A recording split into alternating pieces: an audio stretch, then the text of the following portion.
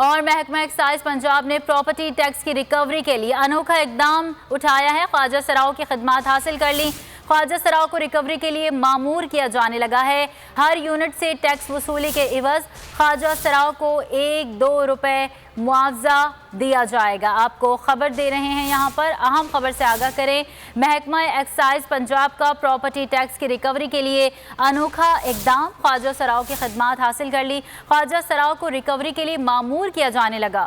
ہر unit سے tax وصولی کے عوض خواجہ سراؤں کو 1-2 روپے معاوضہ بھی دیا جائے گا۔ اس حوالے سے مزید تفصیلات بتائیں گے نمائندہ بول نیوز جابر بن یار ہمارے ساتھ موجود ہیں۔ جی جابر۔ جی بالکل، یہ محکمہ ایکسائز کی تاریخ میں پہلی دفعہ ایسا ہوا ہے کہ ٹیکس ریکوری کے لیے خواجہ سراؤں کی خدمات حاصل کی گئی ہے۔